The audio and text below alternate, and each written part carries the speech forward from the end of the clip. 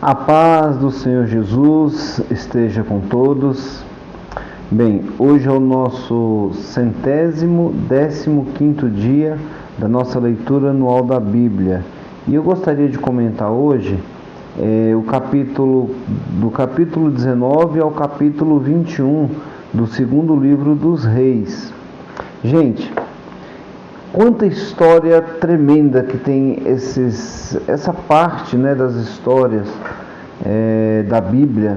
Aqui a gente vê que o rei de Judá, que agora Israel já não existe mais, a gente vê o rei de Judá, que é o rei Ezequias, passando por algumas experiências tremendas.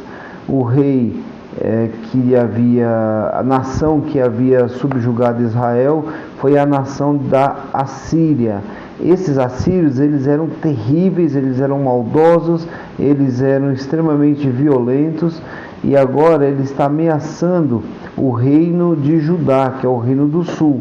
E com o rei Ezequias, a Bíblia fala que ele fez, até esse momento, ele fez tudo o que era reto diante de Deus. E o rei da Síria, o Senaqueribe, ele começa a ameaçar, começa a humilhar, começa a dizer que é fácil ganhar do povo de Judá, e assim foi. E o rei Ezequias ficou calado, pede orientação a um profeta, Isaías. E o profeta Isaías, ele vai dizer o seguinte: olha, não se preocupe, a vitória é sua. Ele vai mostrar aqui uma direção do profeta Isaías, que está aqui no capítulo 19, no versículo 6. O profeta Isaías manda dizer ao rei Ezequias, rei de Judá: assim diz o Senhor, não temas por causa das palavras que você ouviu, com as quais os servos do rei da Síria blasfemaram contra mim. Deus está falando assim: olha, eles estão blasfemando contra mim, não é contra você. Então não se preocupe. Eis que eu vou colocar nele um espírito, e aí ele vai ouvir alguns rumores e vai voltar para a sua terra, e nela eu o farei cair morto. Como se diz assim: olha, não se preocupe, ele vai morrer, você vai ser abençoado. E aí o rei da Síria envia uma carta, sabendo disso, ele envia uma carta para o rei Ezequias, rei de Judá, e fala assim: você está confiando em quem? Nesse Deus? Ou nós já combatemos vários países que nenhum dos deuses foi contra mim? Então não acredite em Deus, que aí agora se tornou uma guerra de deuses, uma guerra dos deuses. Bom, acontece que Deus vai enviar. Antes de Deus enviar, gente, eu vou falar aqui rapidamente a respeito da oração de Ezequias. Ezequias vai orar diante de Deus, e nessa oração ele vai nos ensinar muitas coisas. Olha o que ele vai orar aqui no capítulo 19, a partir do versículo 15. Ezequias, diante da pressão, ele começa a orar ao Senhor e fala o seguinte: ó Senhor Deus de Israel, que está entronizado acima dos querubins. Ele está dizendo, mais ou menos como a oração de Jesus: Pai nosso que estás nos céus. É assim que a gente deve começar uma oração, mostrando que o Pai é nosso, que o Senhor está exaltado entre os querubins. Somente Tu és Deus em todos os reinos da terra. O Senhor fez o céu e a terra. Olha o que ele está dizendo: não há outro Deus, não há outro Senhor. Senaqueribe se acha acima de tudo, mas só o Senhor é Deus. E aí ele continua como uma segunda parte, depois de exaltar o nome do Senhor, no versículo 16, ele vai dizer assim: inclina, ó Senhor, o ouvido e escuta, abra, Senhor, os olhos, olhe para todas as palavras que Senaqueribe está dizendo. Agora, depois de exaltar o nome do Senhor, ele vai colocar a causa da oração. Senaqueribe, Deus está dizendo que o Senhor não é Deus. Ele ganhou a guerra em muitas outras nações, dizendo que eram deuses, mas não eram deuses, eram objetos de madeira, de barro.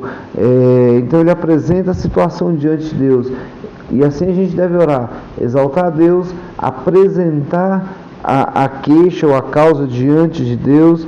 E ele continua falando o seguinte: que os reis assírios assolaram todas as nações da terra, lançaram no fogo os deuses dele, porque deuses não eram, senão obra de mãos de homens, madeira, pedra, e por isso destruíram. Agora, pois, olha o que é o versículo 19, o que diz? Agora, Senhor, nosso Deus, livra-nos das suas mãos, para que todos os reinos da terra saibam que só o Senhor é Deus. Depois de uma oração dessa, meu irmão, aí você pode correr para o abraço, né? E aí o que aconteceu? Deus enviou um anjo que matou 185 mil soldados assírios. O rei Senaqueribe fugiu, foi para uma outra guerra, para uma outra situação, e 2 dos filhos dele o mataram. E aí Senaqueribe morre pela mão dos seus próprios filhos, e Deus livra o povo dele por causa disso. Só que a história continua. No capítulo 20, no capítulo 21, a gente vai ver que Ezequias ele é acometido de uma doença, e Deus, através do profeta Isaías, vai dizer: arruma sua casa que eu vou te levar. E o rei Ezequias, ele fica desesperado, ele vai orar, chorar diante de Deus, e vai dizer: me perdoa, eu quero viver mais. E aí quando Isaías está saindo, nem saiu ainda do palácio, Deus fala: vai lá e fala para ele que eu vou dar mais 15 anos de vida. Agora, preste bem atenção, ele recebeu 15 anos de vida. O que ele fez? Ele começa a fazer um monte de besteiras aqui para frente. Gente, poxa, como é que a história, né, poderia ser uma bênção a vida do rei Ezequias. Agora ele recebe algumas pessoas da Babilônia, mostra todos os tesouros, mostra todos os reis, mostra tudo para esse pessoal. Isaías vai repreender o rei Ezequias, vai dizer: por que tu mostrou? O que foi que tu mostrou? Mostrei tudo. Então é o seguinte: assim diz o Senhor, o povo de Judá, a nação de Judá, vai ser levado cativo para a Babilônia. Eles virão e vão saquear tudo e vai acabar com tudo. Só que não vai ser agora, vai ser na próxima geração. E aí Ezequias, muito mesquinha, fala: graças a Deus que não vai ser comigo, vai ser na próxima geração, não vou estar aqui mesmo. O problema não é meu esse problema. E aí, mais à frente, daqui a pouco a gente vai ver que Babilônia vem e pega o povo de Judá e leva para o cativeiro babilônico. E aí acontece uma coisa bem interessante, que a Bíblia diz que o rei Ezequias foi um rei abençoadíssimo até aquele momento. Nesse período de 15 anos, vai nascer um filho, 2 anos, 3 anos depois, nasce um filho do rei Ezequias, chamado Manassés, que foi o 14º governante de Judá.